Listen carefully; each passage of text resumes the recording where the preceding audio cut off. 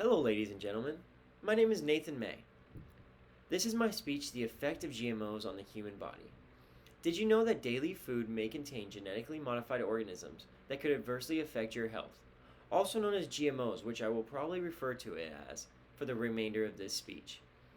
Things such as green beans, corn, chicken, there are numerous things in your grocery stores that you do not know contain GMOs that we consume on a daily basis.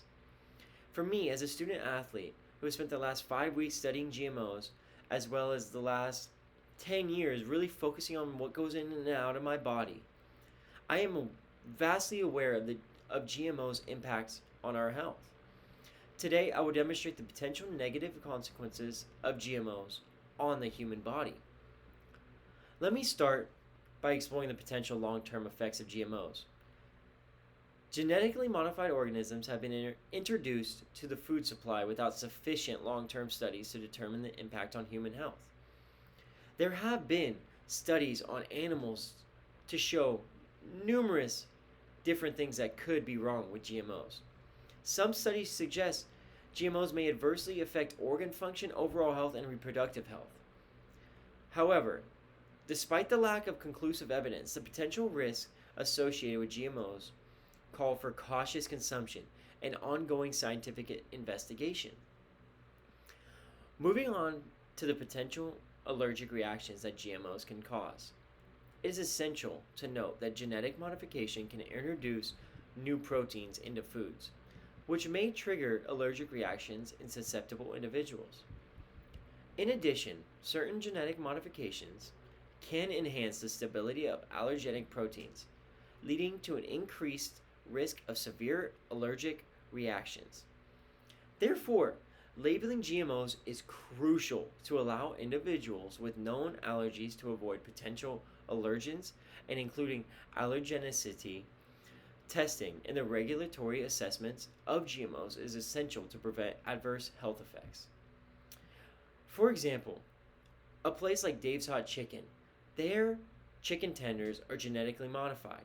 However, unless you came in with that prior knowledge or know what a chicken tender or a chicken breast look like that genetically modified, you would never know because there's no advertisement about it on their menu, which makes sense. Nobody's going to say it because GMOs have a bad rap to it.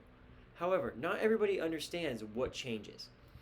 Typically, a chicken tender is a smaller skinny. It's tender, it's super juicy, and it does not have a lot of fat on it. However, a Dave's Hot Chicken tender has gristle and it's bigger, it is thick, it's almost at the size of a chicken thigh.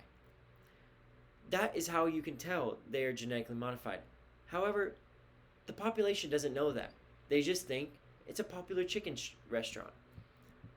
Now, let me pursue this further. Let me discuss the concern that there is of antibiotic resistance associated with GMOs.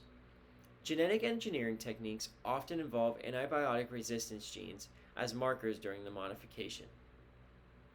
The presence of antibiotic resistance genes in GMOs raises concern about the transfer of resistance traits to bacteria in the human body, potentially contributing to the development of antibiotic resistant strains of bacteria. Antibiotic resistance limits treatments options for bacterial infections and poses a significant public health risk.